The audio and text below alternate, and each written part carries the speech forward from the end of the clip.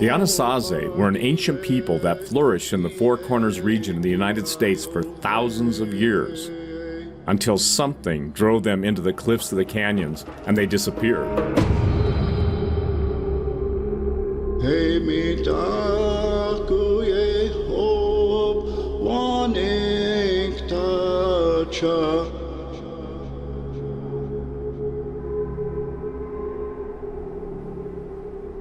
The official story says that the Anasazi simply migrated out of the region because of drought. But the fortresses they built in the cliffs before their sudden disappearance suggest something much more gruesome may have happened.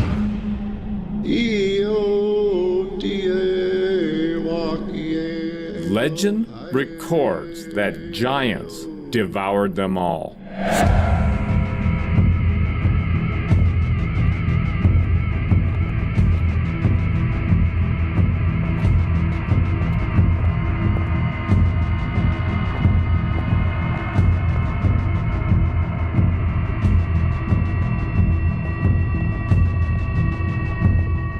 Our third generation medicine man made the point that if we would have asked his grandfather why they would have gone through such Herculean efforts to move all this debris, right? They had to bring all of this from way down in the valley up here to build this edifice. It was because a portal opened, a doorway, and the giants came up out of the earth. And around the same time that Moses is on the other side of the world writing in, there were giants in the earth in those days. So it was a testament that they were trying to build something here to defend themselves from against something that was incredible, astonishing. The traditional narrative concerning the Anasazi is that over a long period of time, 9 years, they gradually migrated away from this area because of drought. The problem is you don't build a fortified position with towers to defend yourself from drought.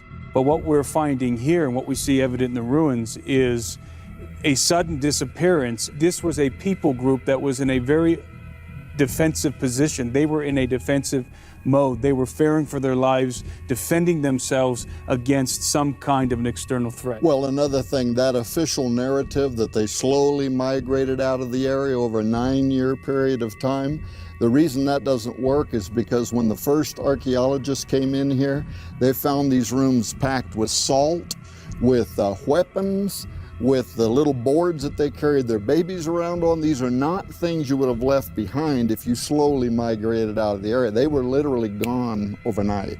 And even the archaeological evidence from different digs around here is they could never account. The anthropologists had a hard time figuring why the brutality associated with the disappearance of the Anasazi. It's almost like they were eaten on the run. The news is coming out that the evidence that the archaeologists first were basing some wrong conclusions on has now been set aside. This was the violent overthrow of the Anasazi.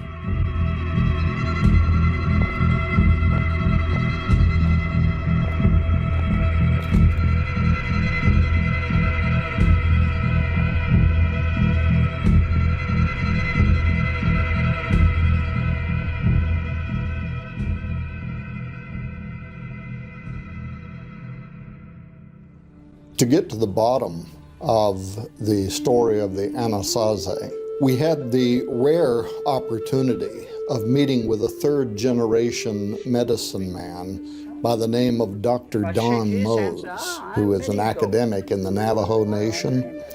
And I asked him specifically, what happened with the Anasazi, these legendary pre-Pueblo Indians that lived around Mesa Verde and Chaco Canyon, but they seemed to disappear literally overnight.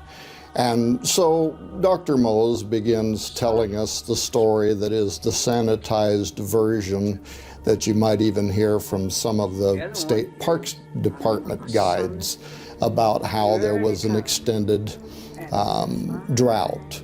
And so they slowly migrated out of the Four Corners area. of the United States, and later on became the Hopi, the Zuni, other Pueblo Indians of today.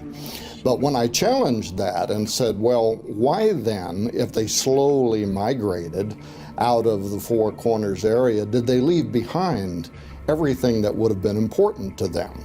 And when I ask him that question, he looks right into the camera and he says, well, I should not tell you this, but if you would have asked my great-grandfather, here's the story that he would have told.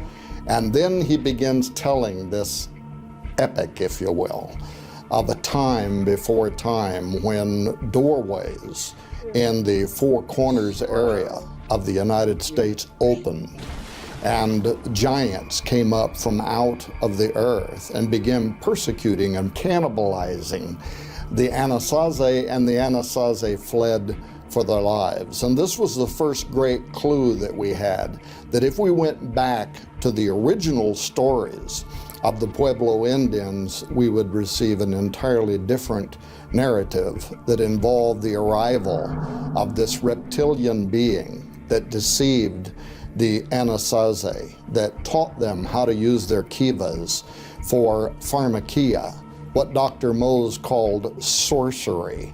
And in those kivas that were excavated around Chaco Canyon, artifacts were found that indicated ritual cannibalism had started among the Anasazi. Teeth bones, finger bones, found inside their kivas, which Dr. Mose said was a kind of witchcraft that led the Anasazi to opening these doorways of the earth through which the giants came.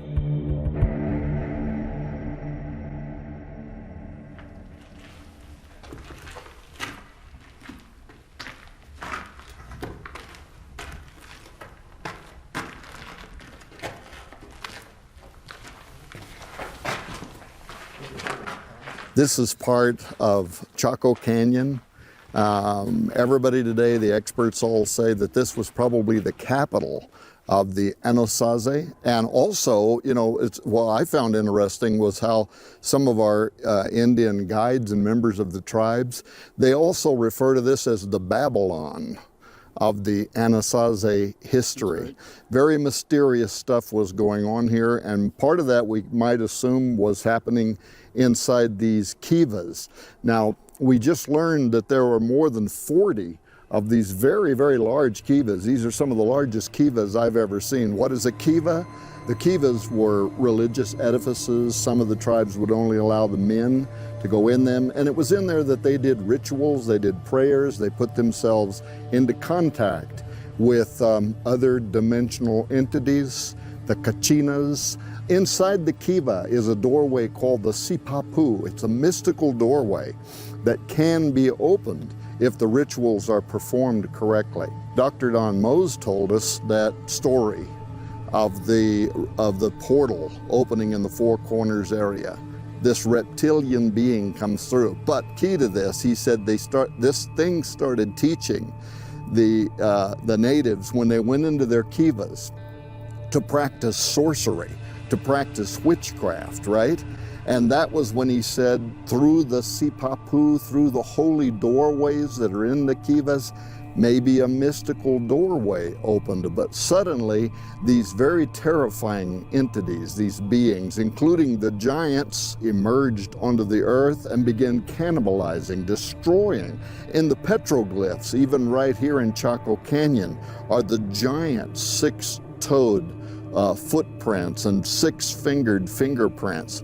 At a place called San Canyon Pueblo, not far from here, evidence of violence, of people being torn literally from limb to limb, children, women. None of this matches tribal warfare the way that we would have understood it. This was something entirely different that happened here.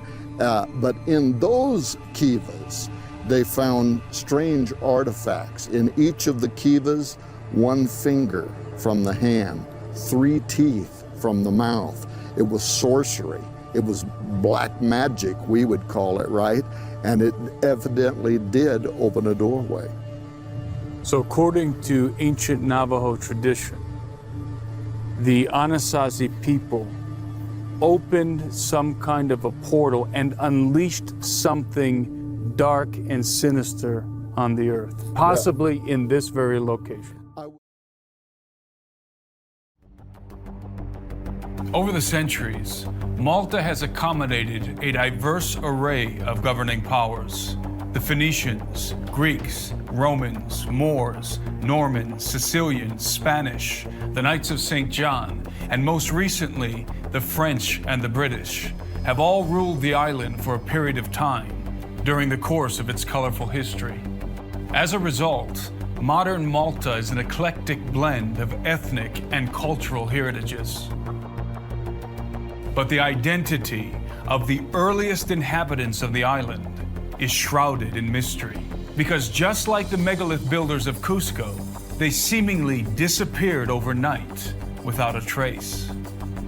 Although located in two different hemispheres, Cusco and Malta are surprisingly similar in a few very intriguing ways. First, the Church of Rome has a prominent and long-standing presence in both. Second, there is a hidden network of ancient underground structures and tunnels in both. And third, both are home to large Cyclopean megaliths.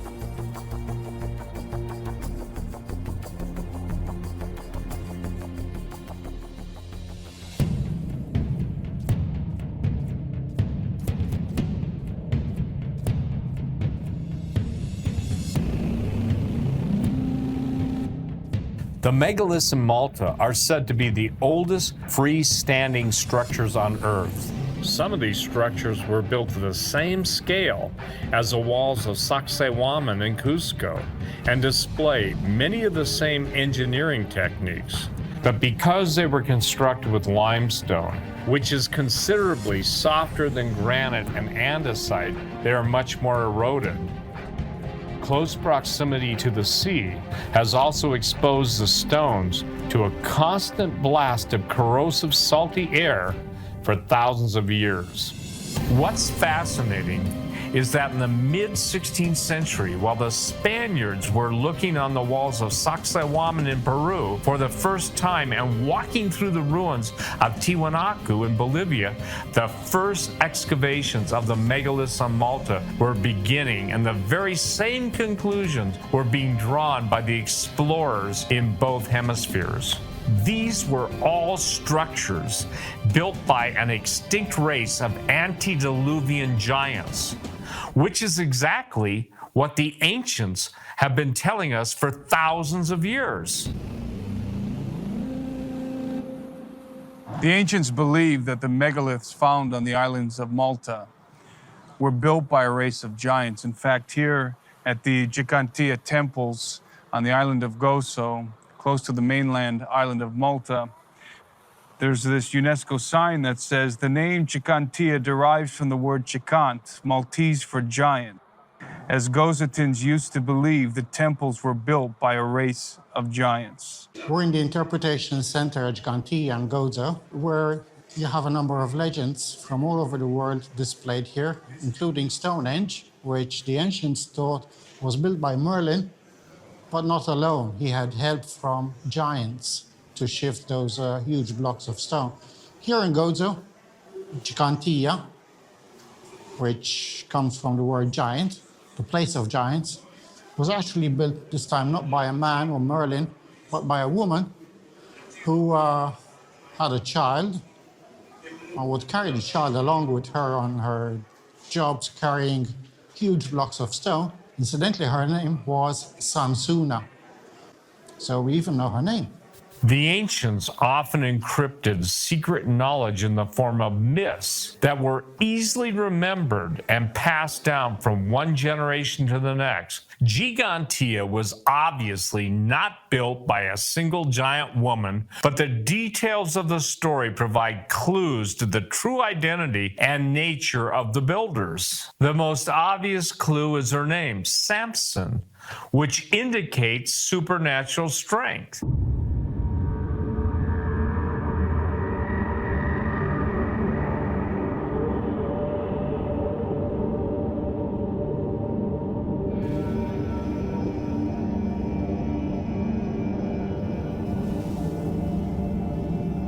What's important to note about the megalithic blocks used in the construction of these sites here in Malta is that many of them are fragmented. They're fragmented now, but you have to imagine these blocks as solid pieces at one time. These were solid blocks of limestone, and you can see where they're fragmented and where they've chipped off.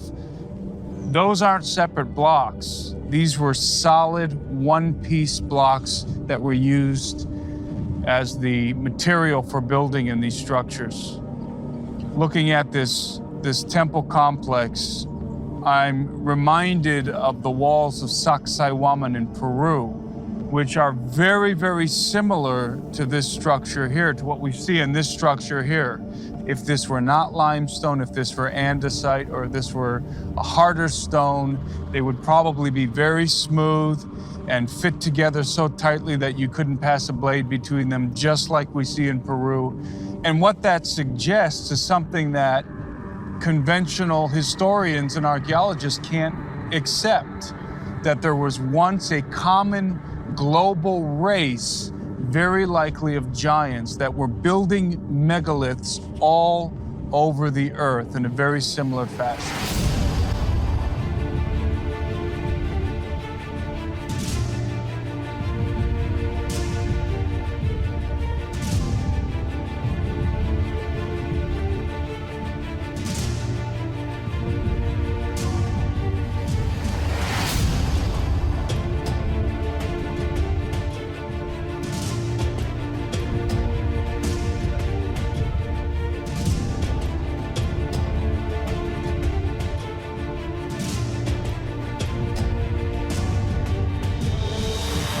As in every case around the world, after the megalith builders disappeared from Malta, consecutive cultures of lesser technological skill occupied the vacant edifices they left behind and attempted to repair them using smaller stones, usually held together with mortar.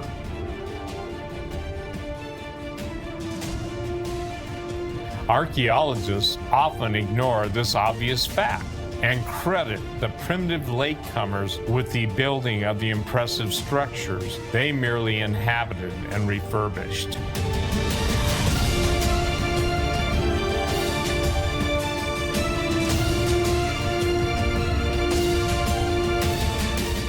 Aside from the monumental task of cutting, carrying, and lifting the massive stones into place, these ancient master builders were also assembling them into circular dome configurations, which requires an extremely high degree of mathematical precision and is much more difficult to accomplish than building traditional square or rectangular structures.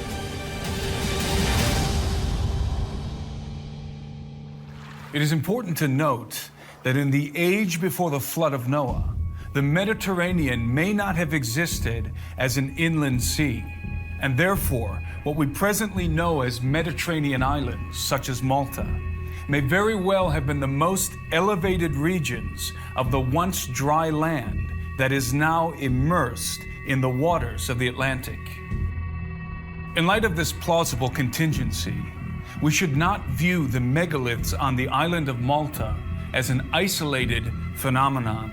It is very likely that many more of these cyclopean structures were once present all throughout the Mediterranean basin before it was flooded. Furthermore, because of the presence of these megaliths, according to our research, we should expect to find an extensive network of subterranean complexes connected by what might be designated as the Northern Hemisphere's version of the Shinkana.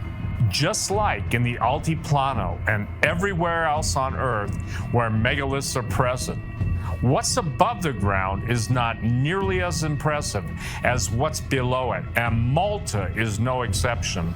It is well known that there is a vast maze of tunnels, caverns, and catacombs burrowed deep into the limestone bedrock beneath the island. In fact, during World War II, as the Axis forces were unleashing one of the most brutal and prolonged bombing campaigns in history, Many of these tunnels and caverns were used by the Maltese people and Allied forces for shelter and for the storage of munitions and other vital supplies. Numerous legends have surfaced over the years concerning strange entities, including giants inhabiting the hollows of the subterranean world, especially relating to Malta's most famous ancient underground complex, the Hypogeum.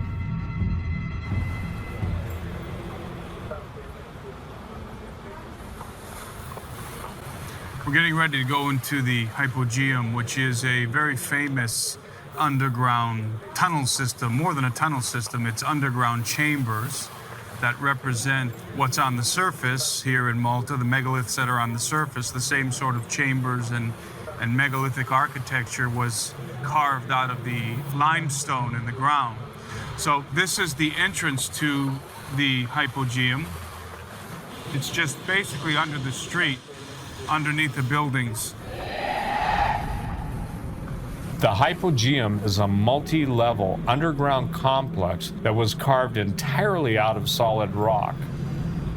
It was discovered by accident in 1902 when workers digging a well broke through its upper level. The trilithon doorways and dome-like chambers of the complex mirror the cyclopean architecture of the megaliths on the surface and demonstrate a highly advanced level of engineering skill. It is estimated that over 2,000 tons of stone was removed to create its subterranean chambers. The most famous of these chambers is known as the Oracle Room because of its unique acoustic properties. Any sound generated in the Oracle Room is carried throughout the entire complex and vibrates through the walls.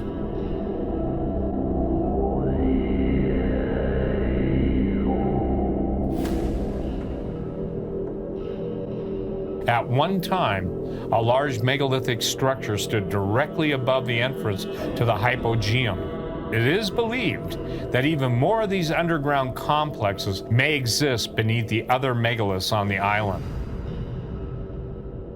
Access into the Hypogeum is very restricted. You're not allowed to carry anything in with you, and you're certainly not allowed to film or take pictures. Even the historical narrative is carefully controlled. Before you can descend into the complex, you have to view a video presentation which asserts, rather ridiculously, that a group of primitive Stone Age farmers, using only obsidian chisels and deer antlers, were the builders of the Hypogeum. When finally I descended into the complex, I was immediately struck with how haunting the atmosphere was. Apart from the natural darkness, there is a palpable metaphysical darkness lingering in the atmosphere down there. It's not at all like a cave or a tunnel. It's much more like a crypt, a place of esoteric power. When its chambers were first opened in 1903, the bones of 7,000 human beings were discovered inside the Hypogeum. Among the bones were some very unusual skeletons, at least 6 of which had strangely shaped elongated skulls. All of the bones were eventually removed from the Hypogeum and placed in storage, and the 6 elongated skulls were put on public display in a museum in Malta's capital of Valletta until 1985, when they mysteriously disappeared along with many of the other bones. Elongated skulls have been discovered all over the earth. Many of these peculiar skulls are not just abnormally shaped, they are anatomically different than ordinary human skulls. The official policy concerning them is that every single one, and there are thousands, is merely the result of artificial cranial deformation, such as cradle headboarding and binding, which is still common among diverse indigenous groups around the world. Whereas artificial cranial deformation is definitely capable of molding the cranium into conical forms, it does not add additional mass to the skull. It only reshapes it. However, Many of the most pronounced elongated skulls are much larger and heavier than ordinary human skulls and possess more cranial capacity, which in layman's terms means more brains. These phenotypic distinctions are very likely the expression of genetic deviation. In other words, these skulls may have belonged to a divergent human-like species.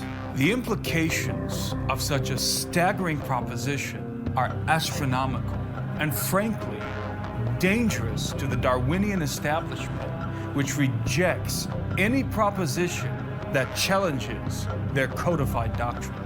However, it is a fact that newborn babies, as well as fetuses possessing elongated skulls, have been discovered and documented on various occasions, which signifies that a genetic component is involved in at least some of these specimens. The elongated skull phenomenon is not a new discovery. Archaeologists have known about it for centuries. They have known, for example, that in ancient Egypt, the elongation of the skull was a mark of royalty and prestige, and even accentuated in the depictions of the royal line, such as in the case of King Akhenaten, and even more so in the depictions of his daughters. It is possible that the tiaras, headdresses, and crowns of not only Egyptian royalty, but many other ruling factions besides, may in fact be implying an intentional imitation of some venerated hybrid race. It is logical in my mind to conclude that all of these many diverse and unacquainted cultures around the world were artificially elongating their skulls as an act of veneration to emulate the gods, or the offspring of the gods, the hybrid bloodline, so to speak. The Bible plainly tells us that non-human hybrid entities exist in the world even after the flood of Noah. Aside from the giants, the Rephaim that we encounter on numerous occasions throughout the scripture, strange human-animal hybrid creatures also appear, such as the lion-like men of Moab mentioned in the book of 2 Samuel. These hybrids were genetically alien to the human race. And I believe that some of them still lurk in the remote places of the earth, including the underground labyrinth beneath Malta. Sightings of both giant and pygmy creatures have been reported in the tunnels and caverns under the island, and more than a few people have gone missing while exploring them, including a class of students along with their teachers. In August of 1940, National Geographic magazine featured an article entitled "Wanderers Awheel in Malta." The article detailed the underground world that honeycombed the bedrock of the island and states that the government had to close the entrances to the tunnels after school children and their teachers became lost in the labyrinth while on a study tour and never returned. Years ago, one could walk underground from one end of Malta to the other. But all entrances were closed by the government because of tragedy. On a sightseeing trip comparable to a nature study tour in our own schools, a number of elementary school children and their teachers descended into the tunneled maze and did not return. For weeks, mothers declared that they had heard wailing and screaming from underground, but numerous excavations and searching parties brought no trace of the lost souls. After 3 weeks, they were finally given up for dead. We can only guess what happened to these children and their teachers, but I know from military sources that very evil and frightening entities are still routinely encountered under the earth. And as one general informed me, his special operations teams go down into the bowels of the earth to kill the things that go bump in the night. The similarities between Malta and Cusco are extraordinary. The megaliths, the secret subterranean world, missing artifacts, and at the center of it all, the Church of Rome. It is well known that Jesuit priests, along with other church clergy and affiliates, were the primary excavators of the megaliths on the island, including the hypogeum. It is also well known that not all of their discoveries were made public. At least one of the cathedrals in Malta was intentionally raised over the foundations of an important megalithic construction, which is rumored to have another hypogeum-like complex buried beneath it. We're in Shokia, one of the larger villages of Gozo, with the parish church right behind me. Well, around 100 years ago, there was a Jesuit priest excavating. His name was Manuel Magri. He was one of our foremost amateur archaeologists, but he was doing the job on scientific lines. He excavated the hypogeum in Malta. He did Shokia Temple as well. We still have the report in the museums department. And Shokia Temple is now disappeared. You cannot see it. The church that you see behind me, the Catholic parish church of the village, is built over the site of Shokia Neolithic Temple, which is now all completely gone. The Catholic Church often built its churches on top of previous pagan temples or other religious structures, or on ley lines. In this case, Shokia's parish church, finished in the 1950s, is actually built on top. It has smothered and removed any evidence of Shokia Temple. Just like in Cusco, the Church of Rome has intentionally occupied strategic archaeological sites in Malta and has had special access to both the megalithic ruins on the surface of the island and the subterranean labyrinth beneath it for centuries. There is no question in my mind that more underground complexes like the hypogeum exist, but are hidden from the eyes of the public. Who knows what sort of artifacts have been removed from these mysterious chambers and secreted away to the Vatican vaults under St. Peter's Basilica in Rome. One thing is for certain, the operatives of the Holy See who have access to those vaults know full well that Stone Age farmers did not build the megaliths on Malta or anywhere else in the world. So who built the megaliths? This is the elusive question that vexes everyone. Even some of the university-trained archaeologists with whom I've spoken admit privately that Stone Age and Bronze Age civilizations simply were not in possession of the knowledge or the tools to construct these cyclopean edifices, and not only construct them, but perfectly align them with specific constellations of stars based on precise astrological calibrations. It is clear that whoever built them had an advanced comprehension of the cosmos.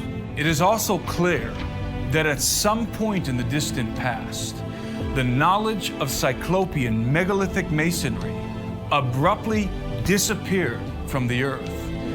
This is a resounding indication that something catastrophic obliterated the old world. Knowledge such as this, so profitable to mankind, is not simply discarded or forgotten. Surely this superior and universal building technique that not only withstands extreme seismic convulsions, but also survives the tempests of time, would have been worthy of preservation and further developed by consecutive civilizations. The question of who exactly built the megaliths is much less relevant than the question of when they were built. And it is our contention that they belonged to that empire of the gods, which was decimated in the waters of the Great Flood. So in other words, they were constructed during a time when not only giants walked the earth, but a host of other hybrid sentient entities, all utilizing the forbidden knowledge of the Watchers. Malta holds many more mysteries than we had time to thoroughly explore. The famous cart ruts engraved into the bedrock all over the island are an enigma in themselves and could provide proof of prehistoric machine technology that may have been used in the transportation of large stones. We know that many of the megaliths were once covered beneath layers of sediment. We can only wonder how many more are still buried under the soils of the landscape or sunken under the waters of the Mediterranean.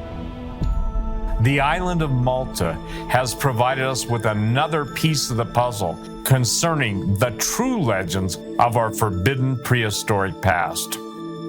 The Sumerians, the Babylonians, the Egyptians, the Phoenicians, the Hebrews, the Indians, the Chinese, Japanese, and Tibetans, the Greeks, the Romans, the Inca, Aztec, and Maya, as well as hundreds of other cultures besides, all record in song, verse, sacred script, and oral tradition a time long ago when the gods descended from heaven to dwell among men and mingle their seed with the human race until a great cataclysm destroyed their world. Many of these ancient records also prophesy a time when the gods will return to resurrect their empire and reinsert themselves into the human genome.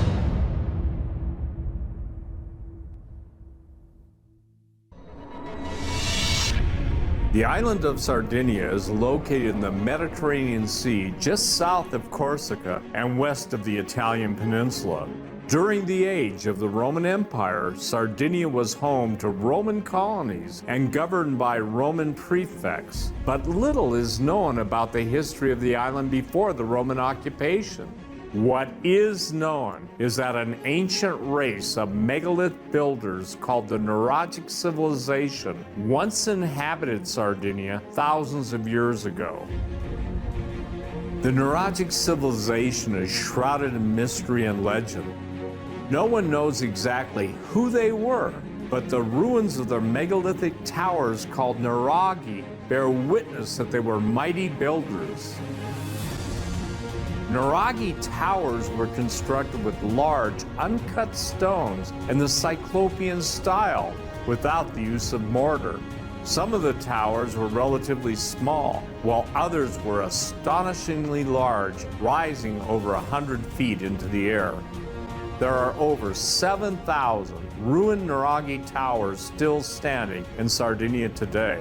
But archaeologists estimate that at one time there were more than 30,000 of them all over the island. Everywhere you go in Sardinia, you find the ruins of the Nuragi towers and the stone rubble belonging to other megalithic constructions that once populated the landscape. Having traveled extensively all over the island, I am amazed that so little attention has been given to this place by archaeologists, considering how anomalous it is in regards to the sheer quantity of megaliths that were once present. But even more remarkable than the abundance of megaliths is the abundance of evidence pointing to the unassailable reality that Sardinia was once inhabited by a race of giants.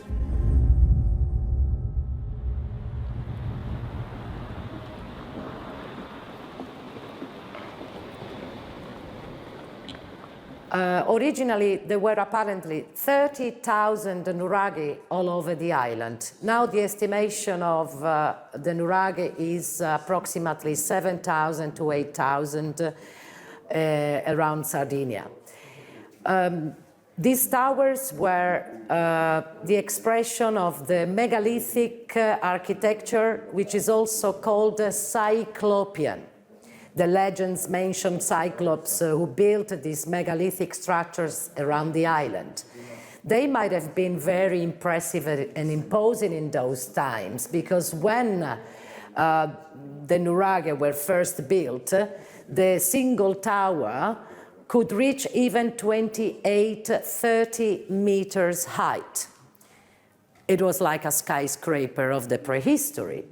And Cyclopean, because of the legend, as if they were built by cyclops or giants, but also because of the use of massive boulders, of massive stones, which were set in circles with no use of mortar binding. It must have been really hard to lift them, to move these stones, and even today, engineers wouldn't know how to build this type of constructions anymore.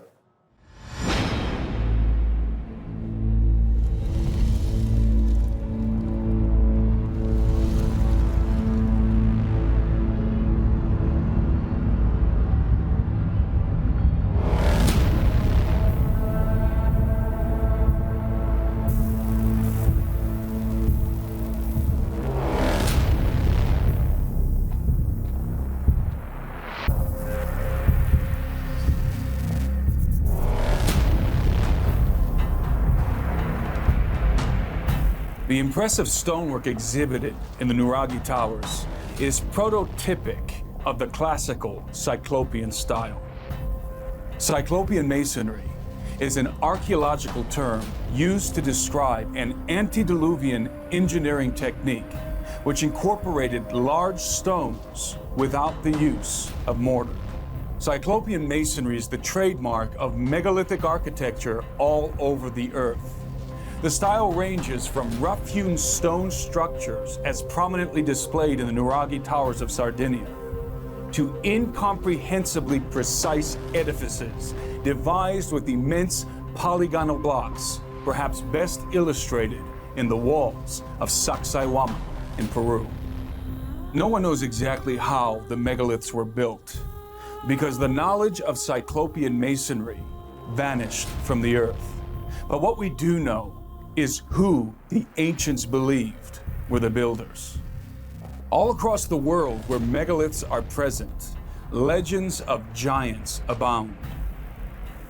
The ancient Greeks, from whom we derive the term Cyclopean masonry, attributed megalithic building to a particular kind of giant, the Cyclops. According to the Greeks, the Cyclopes were the one-eyed offspring of the gods who were famed as gifted craftsmen and masons. The Greeks credited the giant Cyclops with building the megalithic construction found in Greece and throughout the Mediterranean. Clans of Cyclopes were rumored to inhabit the islands of the Mediterranean. In his epic poem, The Odyssey, Homer recounts the harrowing voyage of Odysseus, king of Ithaca. During his wanderings in the Mediterranean Sea, Odysseus and his crew enter a cave on the island of the Cyclops, where they encounter Polyphemus, a savage one-eyed giant. Polyphemus devours some of Odysseus's men before they put his eye out with a spear and escape the island. In the next chapter of the story, Odysseus and his men are carried in a storm to a place called Laestrygonia, which is a land inhabited by cannibalistic giants. The giants devour many of Odysseus's crew and destroy all but one of his ships. The Odyssey is obviously a work of fiction, not to be taken literally. But like many of the legends composed by the ancient Greeks, it may be laced with historical fact. The mystery schools and fraternities of builders throughout history have utilized the insignia of the cycloptic eye in its many motifs to communicate knowledge originating from a celestial source. The single-orbed eye, open and watching, invokes the Watchers who descended to the earth in the antediluvian age, their forbidden knowledge and their hybrid offspring. The Cyclops is the embodiment of these concepts. But was the Cyclops more than an esoteric symbol to the ancients? Was it a real flesh and blood creature?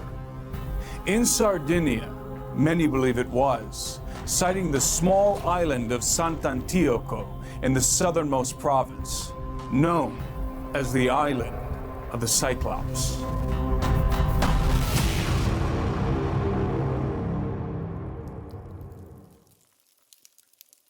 My name is Paulo Valdez.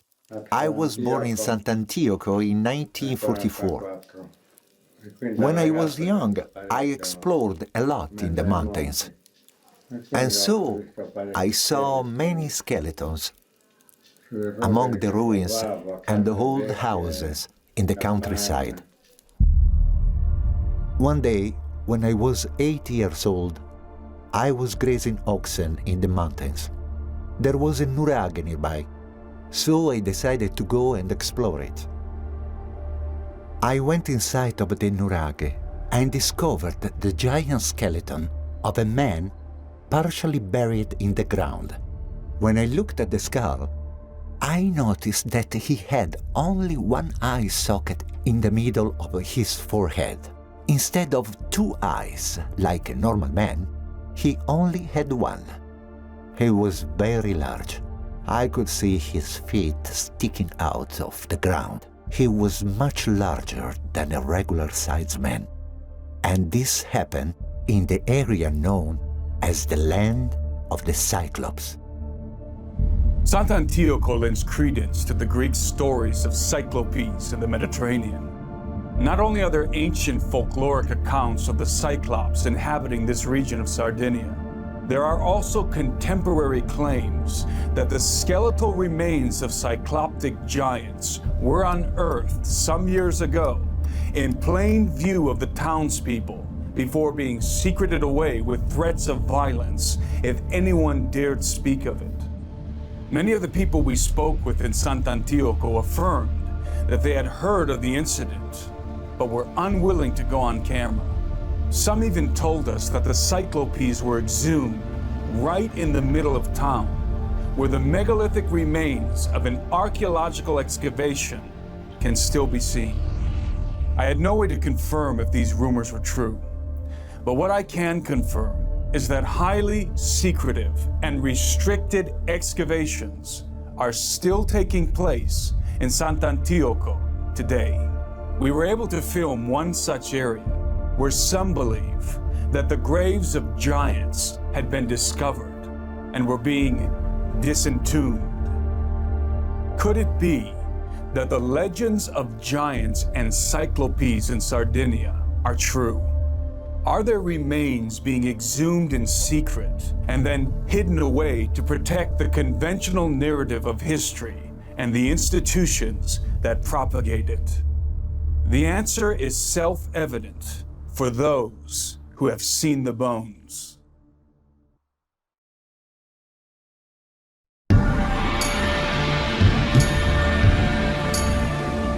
The tradition of the Inca are filled with legends of giants.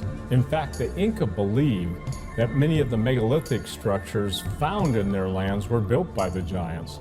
But their belief in giants was not only based on the megalithic structures, but on the bones of the giants.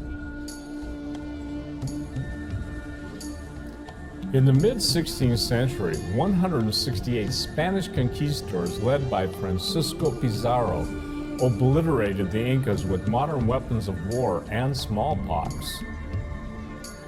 The conquistadors were looking for gold, and they found it in great abundance. But what they did not expect to find were the bones of colossal giants, which they discovered all over the land. One of the most detailed accounts of giants in Peru was written by renowned conquistador and chronicler Pedro Cieza de Leon, who recorded a popular legend among the natives concerning giants that landed on the peninsula of Santa Elena, which was once part of the province of Peru, but now belongs to Ecuador. The legends tell of a tribe of evil giants that came from the sea riding on large boats made of reeds. The natives say that the giants were so large that a man of common stature measured only up to their knees.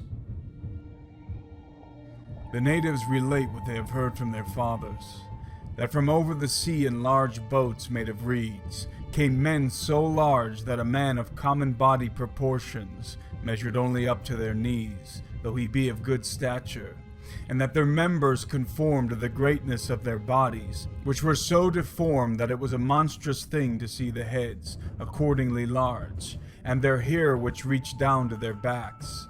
They point out that their eyes were as big as small plates. They affirm that they did not have beards, and that some of them came dressed in animal skins, while others were in their natural clothes, and that they did not bring women with them. When the giants landed at Santa Elena, they built massive houses and dug extremely deep wells. The infamous houses of the giants were still standing, and their wells were still in use during and after the conquest of Peru. They're referenced numerous times in the historical records from that era. At this peninsula, even though it is beach, the natives that come down from Panama drink water and refresh themselves. There were once giants here, and the natives say that they don't know from whence they came. Their houses were 3 leagues below the anchorage, made of 2 gables with very large beams. I saw some of these beams being brought on rafts to be incorporated into a building that was being constructed by the viceroy of those Indians, named Alonso de Vera. I also saw the large tooth of a giant, which weighed more than 10 ounces. The Indians say, according to the tradition of their ancestors, that the giants did not have women, and not willing to wait for what was natural, were given over to sodomy, for which God punished them by sending fire from heaven, and so destroyed all of them. This kind of notorious vice has no other remedy. Once their houses and wells were completed, the giants began ransacking the countryside and devouring all the sustenance of the land. It was said that a single giant consumed more food than 50 of the natives combined. These large men, or giants, having established their settlement and constructed these wells or cisterns from which they drank, they destroyed and devoured all of the sustenance they could find in that region, so much so that they say that one of them consumed more food than 50 of the natives of that land. And as the food that they found was not enough to sustain them, they killed a lot of fish in the sea with their nets and riggings, which according to reason they had. The natives hated the giants, not only because they were consuming all of their food, but also because they were taking and killing their women by attempting to have intercourse with them. Basically, the giants were raping their women to death. The natives lived in great loathing of them because they killed their women by using them and for other reasons. And the Indians were not strong enough to kill these new people who had come to occupy their land and lord over them, even though they had great meetings to discuss them, but they did not dare attack them. Since the giants didn't bring any women with them, and they were too large for the native women, the giants began to sodomize each other and to practice their sin out in the open without shame or fear of divine judgment. One day, while they were engaged in the act, a bright angel appeared in the sky above them, wielding a shining sword.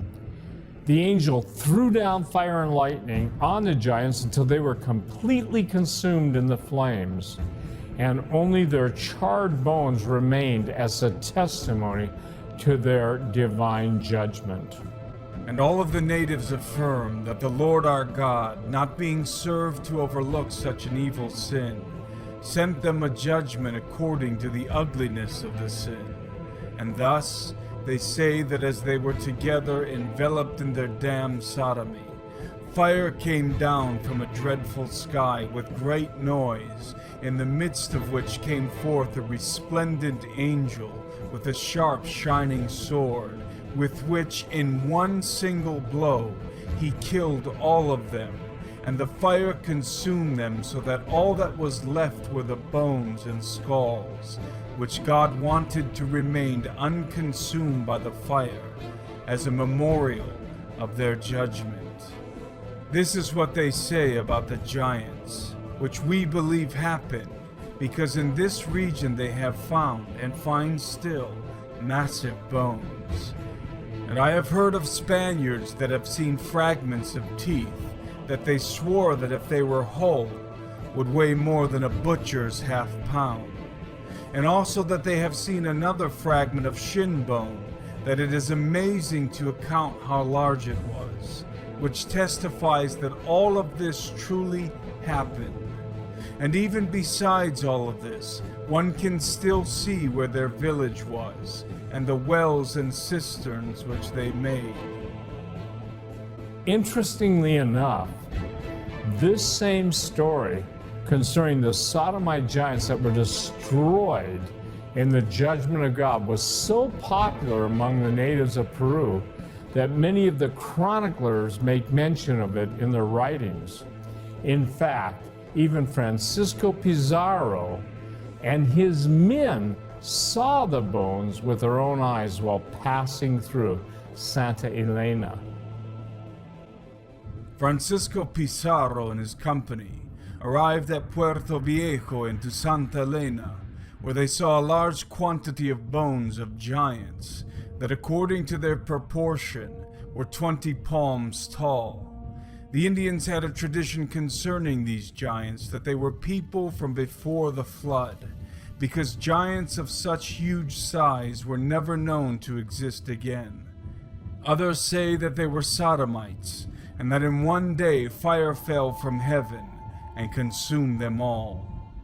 Speaking of the giants that existed in ancient times, in what is called today the peninsula of Santa Elena, Provincial Father Torquemada says these words in his book, Indian Monarchy. Speaking of the giants that existed before or after the flood in these native lands, and it's true that after the flood they existed in the New World, and it is said that it was well known that there were giants that came from other parts, whose greatly deformed bones are still found to this day near Manta in Puerto Viejo. And according to their proportion, they had to be men in stature, more than 3 times the size of the Indians of today. They say that these giants came from over the sea, and that they made war with those on the land, and that they raised mighty edifices, some of the stones of which still stand today in testimony of their greatness. They also say that these giants, being terrible sinners practicing incest and sodomy, were burned and consumed with fire that came from heaven. This is the witness of Father Torquemada, and Teodoro de Bray also references the same in his book entitled De Natura Nobi Orbis. Added to this are the known traditions that all of these giants, whose bones are still seen to this day in that beautiful place, died in flames, because a young handsome man, these Indians did not know of the existence of angels, threw lightning down upon them and incinerated all of them, leaving only their bones, so that they would remain as a dreadful witness. The legend of the giants of Santa Elena is well known and has been sanctimoniously dismissed as pure myth by historians who claim that the giant bones found by the conquistadors and chroniclers in Peru were nothing more than the bones of mastodons and giant sloths.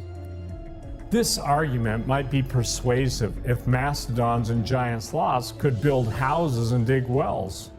But the real problem for historians is that the legend of the giants at Santa Elena was scientifically proven to be true in 1543 by Captain Juan Olmos, who dug up not only the bones but also the heads of the giants.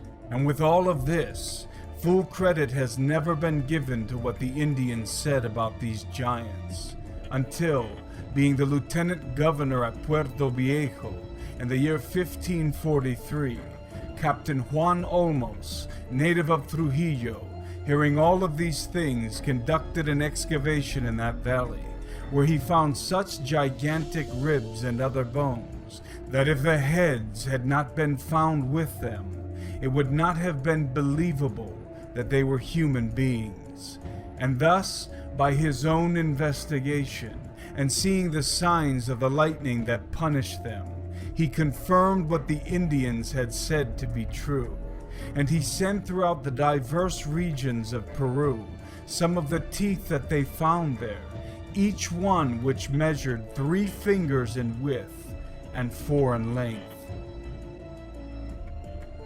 The Incas, the conquistadors, and the chroniclers all agree that there were giants in the land.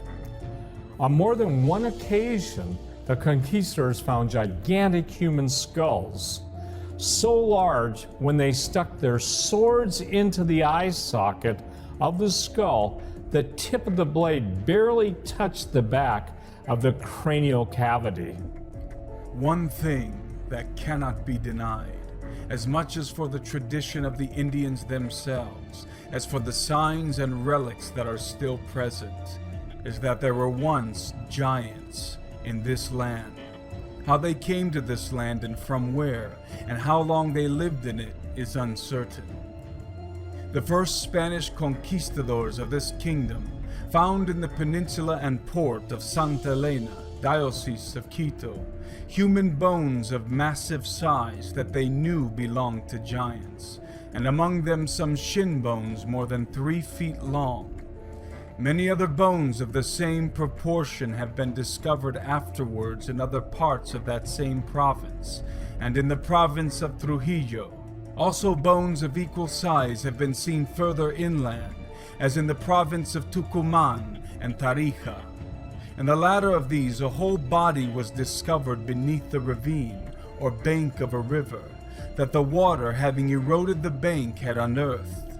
It was so massive that its grave occupied a very large space, and its skull was so abnormally gigantic that some of the Spaniards, thrusting their swords through its eye socket, could barely reach the back side of its head with the points of their blades. In the province of Santa Cruz in the Sierra, the governor was an honest Christian gentleman named Don Lorenzo Suarez de Figueroa, that populated the city of San Lorenzo, capital of that province, and he found something during the conquest of Tucumán. This gentleman used to say that while marching in that conquest, they discovered an ossuary that appeared to contain more than 100 human bodies, and all of the bones belonged to enormous giants. And he himself thrust his sword through one of the skulls, and the whole blade passed into the cavity. From that same region of Tucumán and Tarija, they brought back to the Villa de Potasi some years ago a great quantity of bones of giants. All of them were in pieces, so that there was not one entire bone except for some teeth, but their abnormally gigantic size demonstrated that they were from massive bodies. Each tooth was no smaller than a fist. One of them was weighed at 11 ounces, which made the man who weighed it a believer. I am not sure if the bones that were shown to me in the city of Lima were the same ones, but among them was a tooth of the same size of those that I have mentioned, and it is true that even though it had the form of a perfect tooth, it was so old that it seemed more like a rock than a bone. This is a modern adaptation of a 16th century shell-hilt rapier sword, something like what some of the conquistadors might have used. The blades on most of these rapiers were between 36 and 43 inches. This sword has a 41-inch blade. This gives you an idea of just how large the skulls that the conquistadors were finding really were. We're definitely dealing with giants well over 15 feet tall. In fact, some reports claim that the bodies of giants 6 times the size of normal men were discovered in Peru. And also to the houses of the Juarez, which were the first inhabitants of that land, that they say were giants. And it is true that in some places they were, because deformed bones have been found of incredible size, that those who have not seen them nor touch them with their hands would not believe, because they demonstrate the proportion of the bones, that they were 6 times bigger than men of our day. And in their land they bring their sick, and for evil purposes relating to love. They invoke the Hwari, whom they say is the god of forces, when they go out to make their farms or houses, so that he lends them his strength. After the conquest of the Incas, the Catholic Church sent priests from the various orders to convert the pagan natives to Christianity. The Kingdom of Spain also sent official inspectors to aid the efforts of the priests and to inspect the affairs of their newly conquered province. Together, the priests and the inspectors worked to exterminate idolatry in Peru. They discovered that the natives worshipped the giants, and so the corpses and bones of the giants were burned wherever they were found. Official records were made concerning these activities, including the discovery of 3 giants with elongated heads enshrined in a cave. They took us to the other side of the village, about a quarter of a league, where a very large cave was, and in it many dead Gentiles, and among them were 3 bodies of giants with deformed heads, dressed in kumbi, but rotted with time. These are the progenitors of all this people, whom they worshipped and revered. There were many traces of sacrifices. They burned the bodies in the village. They worshipped high mountains, elevated mounds, and the houses of the Hwaris, who were the first inhabitants, the sons of each land, that they say were giants. People always ask me, if giants existed, then where are all the bones? The answer is simple. They've all been incinerated or confiscated by the Vatican or by other institutions such as the Smithsonian. In fact, many of the bones found throughout Peru, Bolivia, and Ecuador in the 16th and 17th centuries were sent to Lima and ended up in the hands of the Inquisition. The conquistadors and chroniclers were not just discovering the bones of giants in the province of Peru, but all over the Americas, to such an extent that they wondered if all the giants were of the same race. Not only in Peru are there traces of giants, but also in New Spain, and this demonstrates that they inhabited all of America. In this year of 1550, I heard it said, being in the City of Kings, and in the presence of the illustrious Don Antonio de Mendoza, Viceroy and Governor of New Spain, where certain bones were found of men as large as these giants, and even bigger. And besides this, I have also heard before in the Agora that in an ancient grave in the city of Mexico, or in another part of that kingdom, certain bones of giants were found. These giants seem to have been everywhere, since so many have seen them and affirmed their existence, and they might even all be of the same race. The Inca believed that the giants that existed before the Great Flood were of a much more colossal size than those that existed after the flood. The smaller post-flood giants could still be found in the land and even fought in some of their battles. And in the aforementioned battle, they say that 2 giants were killed, whose bones are presently in Chacaro, set upon pedestals.